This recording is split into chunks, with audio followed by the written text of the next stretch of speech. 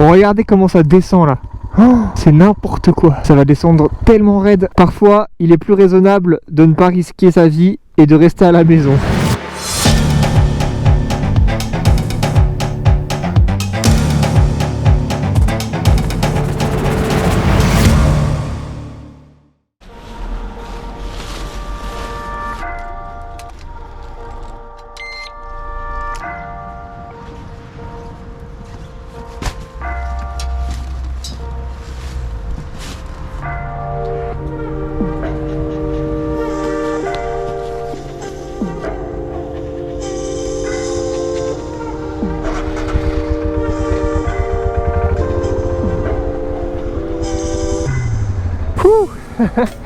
Allez, c'est reparti. Donc direction Trabzon. Je vais faire un peu de voie nationale en direction de la D915, qui est du coup une départementale qualifiée d'une des routes les plus dangereuses du monde. Donc on va voir ça. Et ensuite direction Trabzon. Je pensais pas aller à Trabzon, mais il se trouve que j'ai pas trouvé de garage qui m'inspirait. Il y avait que des trucs vraiment pas terribles. Donc tant pis. Par contre, j'ai trouvé un garage qui a l'air d'être absolument top à Trabzon. Donc je vais aller à Trabzon et puis comme ça me fait faire la D915 que je comptais pas faire initialement. Mais bon voilà, comme ça du coup je l'ajoute à la liste. Et ce sera aussi au bord de la mer Noire, donc ça sera peut-être sympa en termes de paysage et de température. Donc voilà le programme de la journée. Allez, c'est parti, on sort de Erzurum, direction Trabzon. Let's go.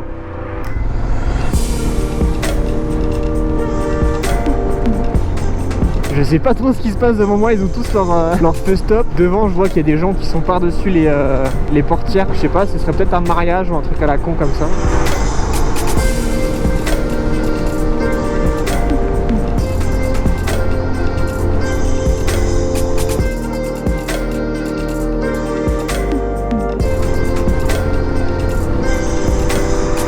Bon, on est finalement sorti des lignes droites un peu interminables et on commence à attaquer les montagnes. Donc la route devient sympa. Je suis déjà sur la D915. Donc là, vous vous dites sûrement, ouais, bon, la route la plus dangereuse du monde, on reviendra. Donc effectivement, cette portion-là, elle est hyper sympa. Ça tourne bien, la route est bien propre. Mais il y a des portions qui sont encore un peu plus dans leur jus, si vous voyez ce que je veux dire.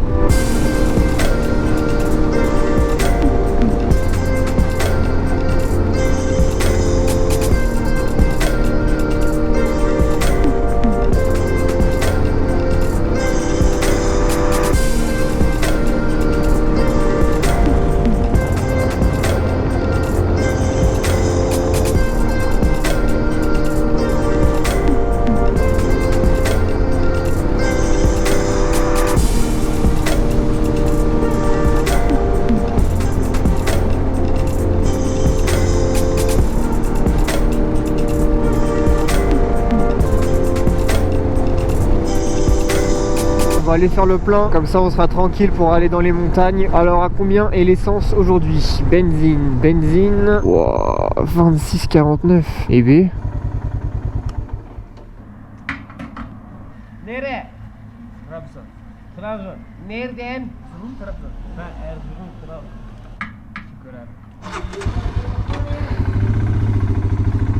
On se trouve actuellement près de la ville de Bayburt.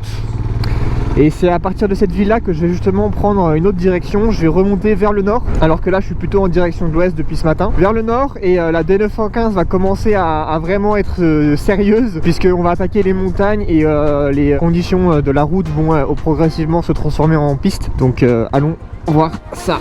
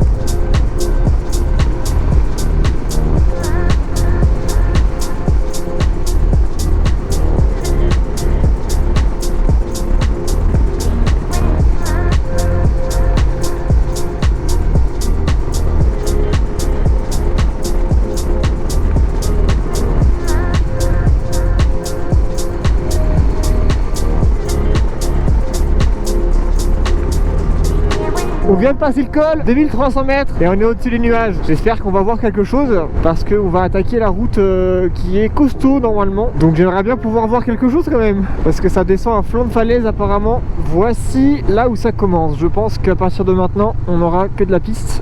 Et je vais m'arrêter au bout là-bas pour vous lire un peu la description de la route, juste pour vous remettre un peu dans le contexte. Bon alors je vais vous lire un petit peu la description que j'ai trouvée sur internet de cette route. Elle s'intitule « La D915 est-elle dangereuse ?» La route est très challengeante avec beaucoup de sections étroites, beaucoup de virages et d'épingles, des précipices dangereux dans la partie la plus pentue. La partie qui est la plus pentue, il répète, est terrible pour les conducteurs qui ont le vertige. Et ça termine par « Parfois, il est plus raisonnable de ne pas risquer sa vie et de rester à la maison. » Donc voilà un petit peu devant moi l'état de la route. Donc on peut la voir qui part là-bas. Donc il va falloir que je descende, je pense, tranquillement ici. Ça va descendre là. Et ensuite on voit pas très bien parce qu'il y a beaucoup de nuages, mais ça descend très très fort. Et il y a l'autre bout de la route qui est sur l'autre côté de la falaise. Donc c'est parti, je me lance et je vais y aller tranquille. Et je vais voir si tout ce qui est raconté sur internet est vrai ou si c'est un petit peu scénarisé pour faire un peu du clic. Donc c'est parti, let's go, on attaque cette route.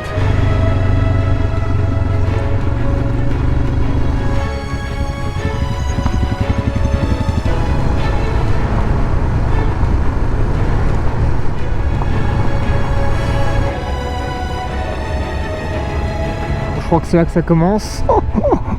Oh là là, effectivement pour ceux qui ont le vertige, c'est pas la meilleure idée je pense. Regardez comment ça descend là. Oh, c'est n'importe quoi. Ça va descendre tellement raide.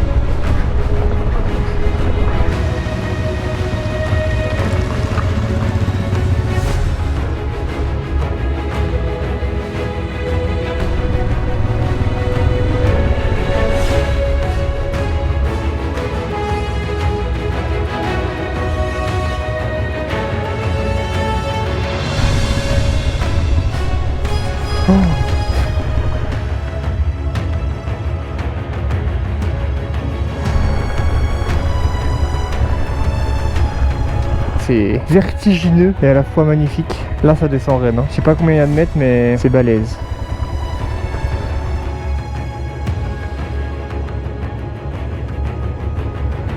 Et voilà, de nouveau sur la route. Je peux donc enfin dire que la D915 c'est terminé pour moi. Non, c'était cool, franchement.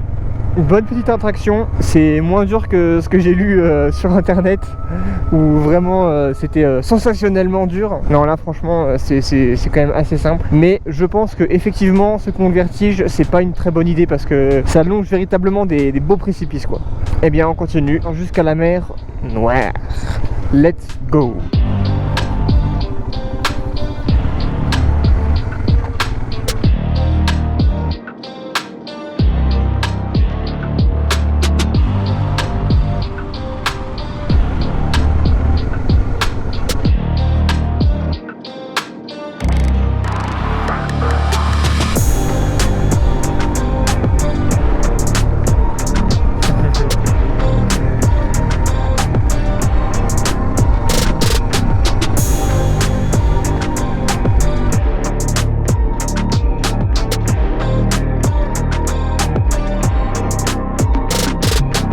Par contre ici dans la vallée, on sent que c'est vraiment rural quoi. Et regardez cette montagne qui est vraiment magnifique. C'est vraiment des pics avec plein d'arbres partout. Donc ça rend vraiment une montagne très belle. Bon, sur ces dernières remarques, je vois que nous avons retrouvé la route un peu plus grosse.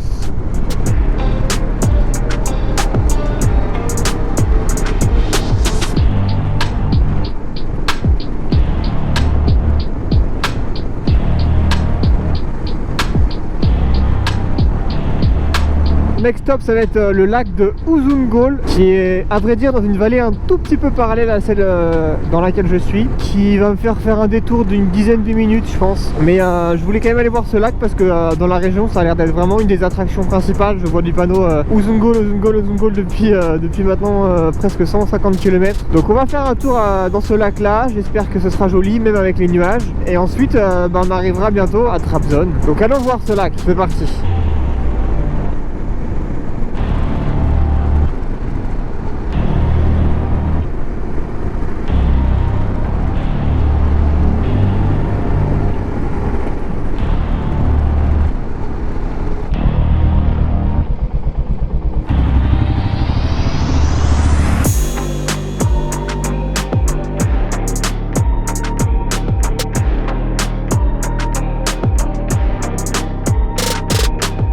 Bon, par contre ce lac est vraiment très touristique, c'est une sorte de parc d'attractions au bord du lac, donc sympathique, mais le problème c'est qu'il y a une tempête qui est en train de se lever, donc le drone je l'ai fait voler mais en serrant les fesses. Donc je vais reprendre ma route vers Trabzon, vers la côte, avec donc pour objectif d'aller voir le garage que j'avais repéré. Donc voilà l'objectif de l'après-midi, il est déjà 15 h, donc il va falloir que je me bouge un peu les fesses, c'est parti.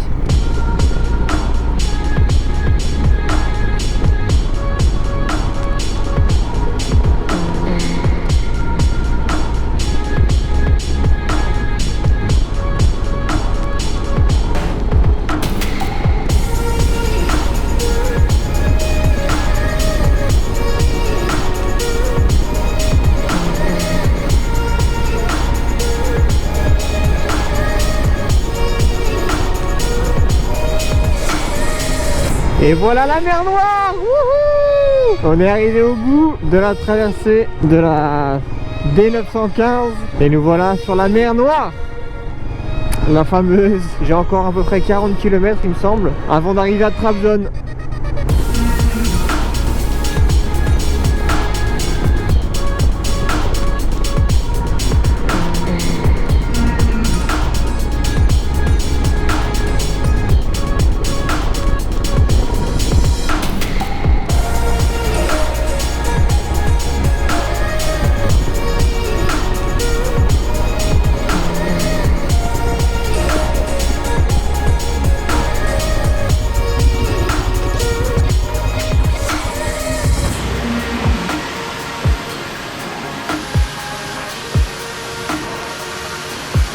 Ok, Roxy est propre.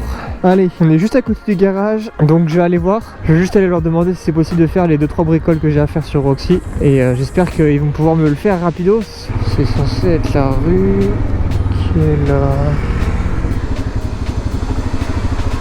Motogarage. Voilà, c'est là. Allons voir si il a de la dispo.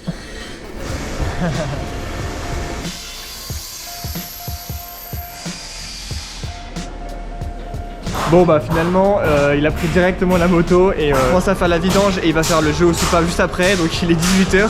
Je pensais pas du tout que ça allait se passer aussi vite. Par contre pour le pneu il va falloir attendre quelques jours parce qu'il n'en avait pas de la bonne taille. Donc j'ai regardé avec lui les pneus qui étaient dispo, il y en avait un seul modèle qui était dispo dans les prochains jours. Et il n'était pas donné, il était à 150 € je crois, c'était un pneu, bon bref. Mais regardez un petit peu où Roxy est maintenant.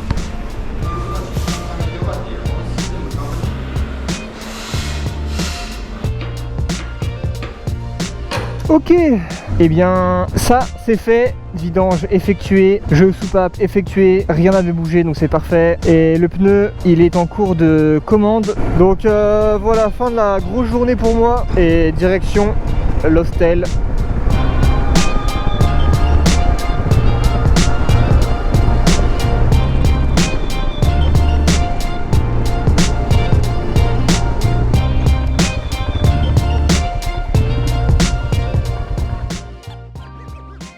Bon, je suis bien arrivé à l'hôtel à Trabzon. Aujourd'hui, ça a été une journée assez longue et j'ai eu vraiment un pot monstrueux. Le mécanicien a directement pu faire la vidange et le jeu aux soupapes. Et maintenant, je suis dans l'attente de mon pneu arrière. Normalement, il devrait arriver dans 2 jours. Donc, je pense que voilà, je vais rester à Trabzon pendant 2-3 jours et après repartir sur la route.